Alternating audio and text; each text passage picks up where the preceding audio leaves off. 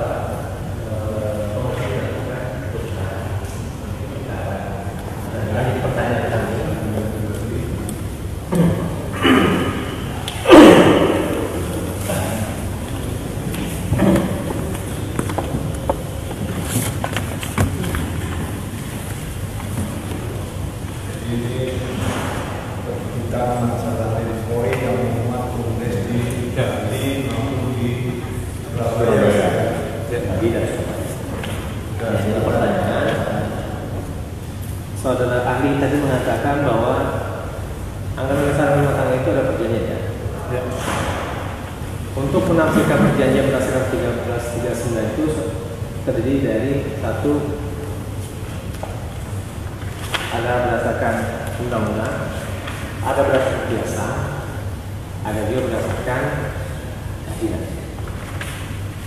Yang saya tanyakan adalah apakah Kongres 2007, 2010, 2015 yang dilakukan 2 putaran itu adalah kebiasaan penafsiran kebiasaan.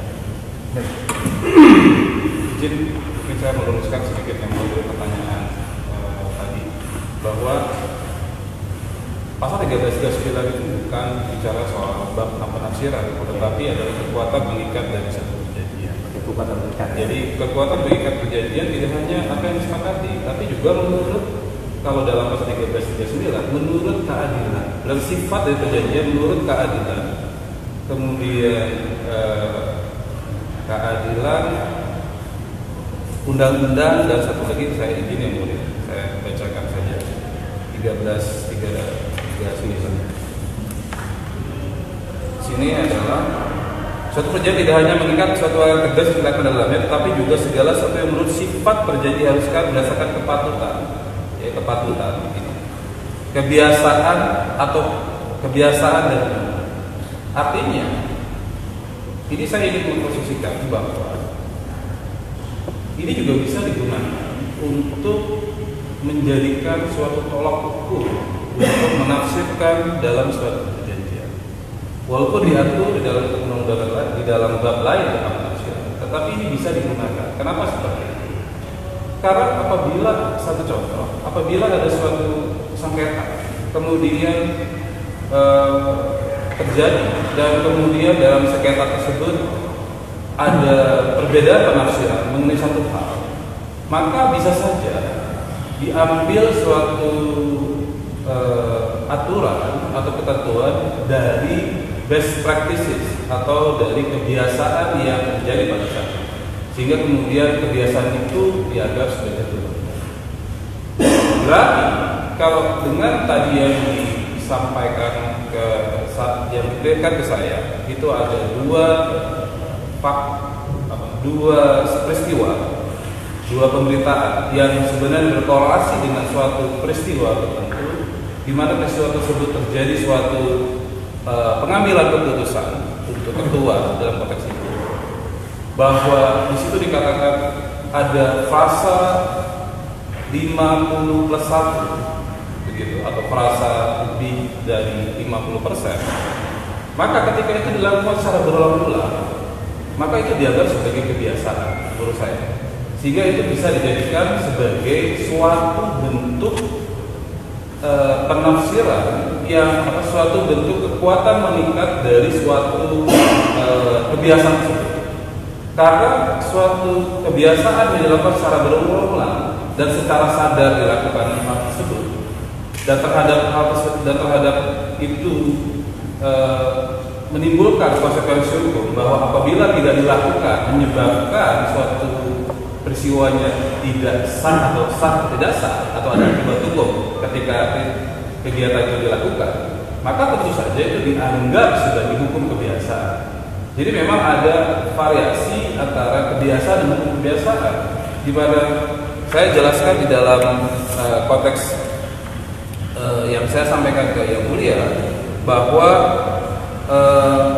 dalam konteks hukum kebiasaan ini adalah di dalam di poin 42 ya. Di situ dikatakan bahwa kebiasaan merupakan perilaku yang diulang-ulang yang menimbulkan kesadaran. Kebiasaan yang dianggap sebagai hukum kebiasaan pada saat perilaku tersebut diulang-ulang yang menimbulkan kesadaran hukum apabila tidak dilakukan, maka menimbulkan akibat hukum. Jadi kalau dari apa yang tadi digambarkan 2007, 10, 2015, kemudian ada sesuatu yang berulang-ulang dilakukan, maka berdasarkan pasal 3 2009, menurut pendapat saya hal tersebut tentu mengikat, sepanjang tentu tidak ditentukan lain di dalam anggaran dasar. Artinya ketika anggaran dasar memiliki suatu pemaknaan yang ambigu, yang menimbulkan penafsiran dari para pihak, tentu hal-hal tadi bisa digunakan, dianggap sebagai sesuatu yang mengikat berdasarkan pasal 1339 karena kebiasaan tadi. Apakah dengan demikian definisi suara terbanyak itu bisa berlandaskan berdasarkan kebiasaan hukum yang dikaitkan dengan peristiwa Kongres pada tahun 2007, 2010, dan 2015? Ya, menurut saya sangat ya bisa. Bisa ya? Sangat bisa. Dan kemudian Saudara Ali, tadi kan dikatakan ini berdasarkan kebiasaan hukum. Saya ingin tanyakan terkait dengan berdasarkan undang-undang. Apakah ada contoh definisi surat terbanyak di dalam undang-undang? Apakah itu dalam undang-undang apa ada undang-undang mas, atau juga ada undang-undang yayasan, atau mungkin juga dalam undang-undang itu? Apakah ada untuk merefernya?